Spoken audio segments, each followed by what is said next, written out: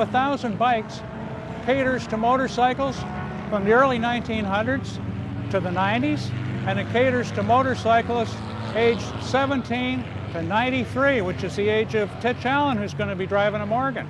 And they're all here. It's great. It's very nice. I just arrived and I see a lot of people. I see a lot of motorcycles.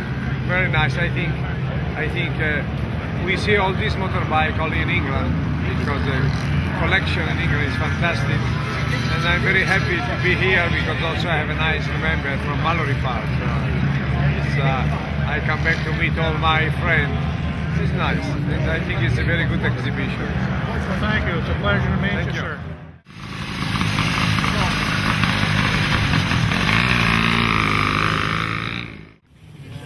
Yeah, does it look good? Let's hope it's as edible as it looks.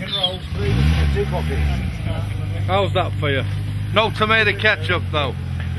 Don't like this stuff. Start thinking I'm bleeding somewhere. Let's have a look inside that burger. What's in there?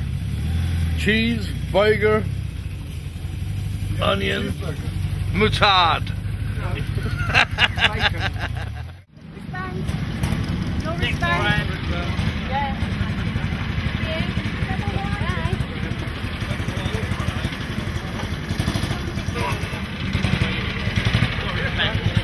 You've got to crash that in there. Yeah, put it on that when you're out.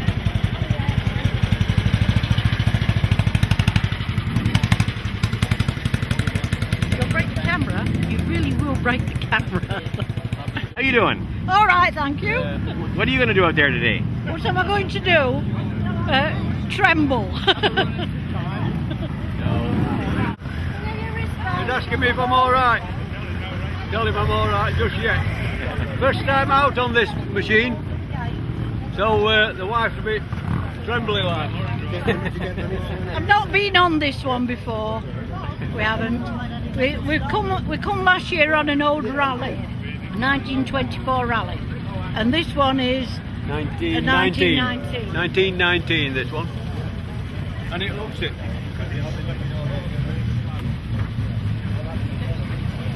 Are here. Now, what do you think about these guys in their 1919? What do you think? They're going to be all right? Oh, they'll zoom round. They'll zoom round. Oh, they're just married. Yeah. Oh, they just married. Oh, right.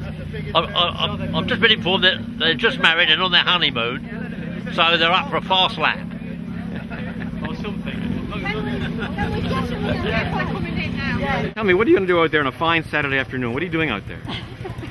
Just about to get in my pram. Lovely. Green on the bottom, yeah.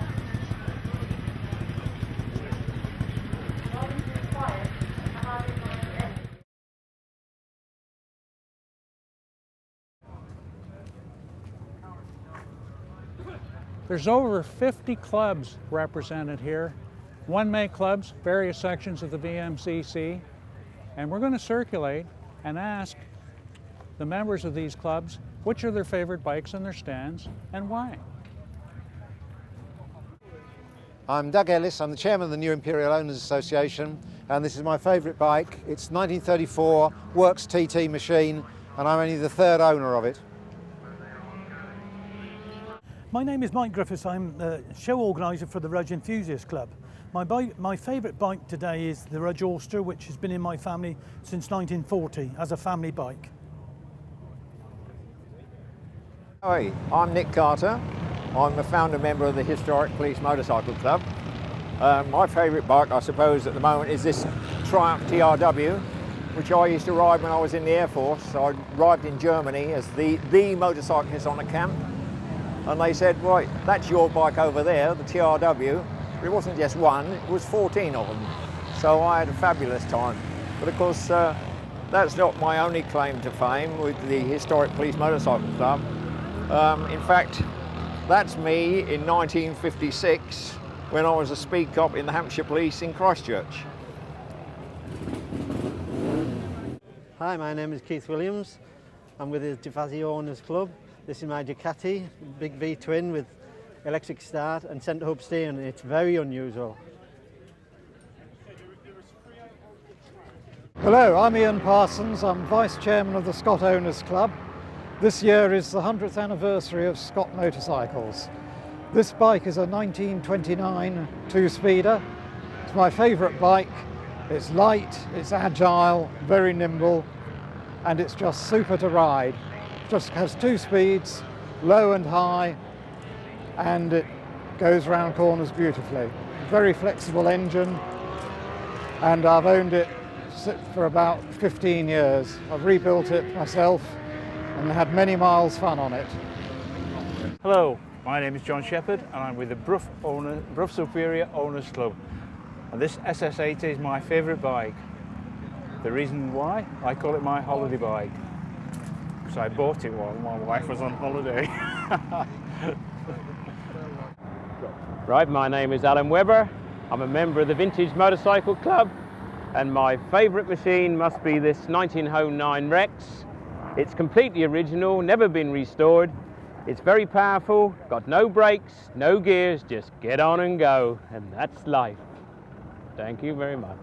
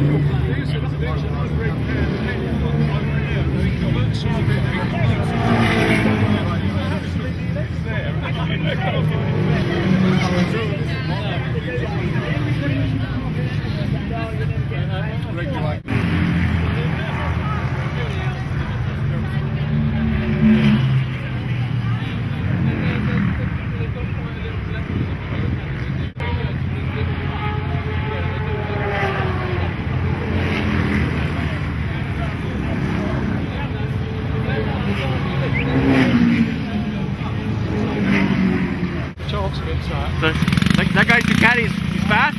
What? Like Ducati is fast? Very fast. It'll do 45, 50 miles an hour.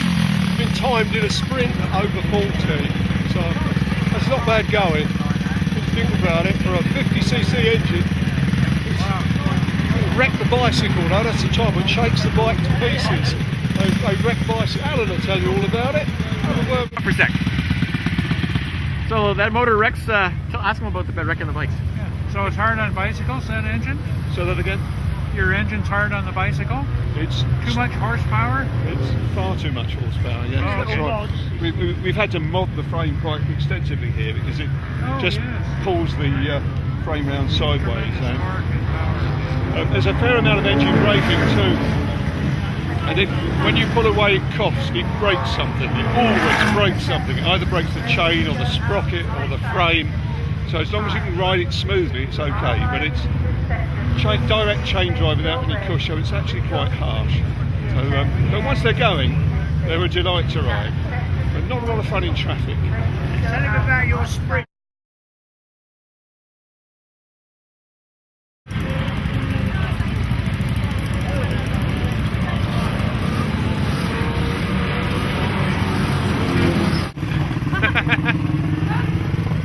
So what's your job here? Anything. Anything that needs doing.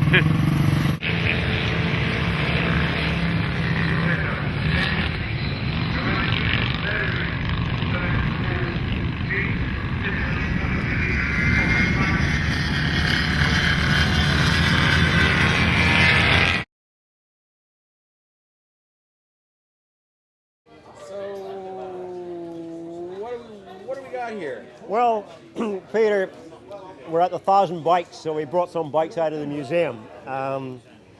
This is the AJS Porcupine, the E90, which is horizontal twin, which Les Graham won the World Championship on in 1949. The only surviving Porcupine. There's later ones, the 45-degree ones, but this is the Porcupine because of they got its name by the finning on the cylinder head. That's why they call it the Porcupine, or the Hedgehog. And I was a boy, we rode our push bikes up to the Ulster Grand Prix in the Claddagh circuit, and lo and behold, these were racing then. The famous team, Les Graham, Ted Friend, and Jock West. So happy memories, happy schoolboy memories. Then beside us here, we've got a Mondial 125 double overhead Gam Mondial, close to my heart again because I raced for the Mondial's team in 1957, was third in the World Championship. This frame is actually made by Ken Sprayson, and it's Reynolds' #1 frame, the first racing frame they ever made with the Earls type forks. The great Ernie Earls, they had a great session using leading link forks. So we managed to get this about a year ago, and total restoration job. And lovely bike, and Ken Sprayson bought the documents and the drawings to the museum, so we've got the drawings and the registration of the first frame ever made. And of course then the next one, we've got a French model, could only be French, 5-cylinder Verdel, 1912, 1913, just before the First World War. And obviously someone found an aircraft engine and decided to put in a motorcycle frame, and goes exceptionally well. This is your advancing retard on the side, where if you want to back her off or give her a bit more advance, there you go. Throttle, air control. You've just got a transmission brake here on the crossover shaft. You've got a transmission brake and stirrup brake on the front, but it's not a lot of good when you're really quite quick. It'll sort of crack up to, well, 80 or 90 mile an hour, but on push bike tires it's quite a thrill, you know. But lovely for the museum. We have restored it just recently, put new pistons in it, sorted out the big end, the rockers and the valves and so forth. Complete paint job. And we've got our sign writer, the sign write Verdel on the side. We got the letterhead of the original factory, as it were, so we copied the headed letter paper, so that's where it came from. And unfortunately, during the First World War, the factory was blasted out. I think it was a battle royal between the Germans and the British right by the factory, and nothing survived. It was just completely wiped out, which is unfortunate. And then next to it is the great Mike Hillwood's Honda 504, the RC181. Everybody remembers the epic battles with Giacomo Agostini, who's here today with the MV, and the great Mike Hillwood on this here. And in the TT, they had a monster battle, and Igo broke the chain, and Mike went on to win with this. But it was renowned for not a great handling bike. And I had it in Belgium last weekend, but we go a bit slower, and the tires are a lot better than what they were then. And I'm riding it tomorrow, so it'll be nice to give it a run round at Mallory Park here at Festival of 1,000 Bikes. It's actually a replica, but it all works. It's all 100% authentic, so it's good for the people to see what the great Mike Hillwood's Honda RC181 was, and reincarnated, as it were. So selection of bikes, and this is some other bikes from the museum here. We've got the F. Norton 1956 horizontal, when they tried to copy Motor Guzzi. We've got the Linto, which is originally two Aramakis nailed together to make a 500. This bike with Pagani on it was second in the World Championship in 1969.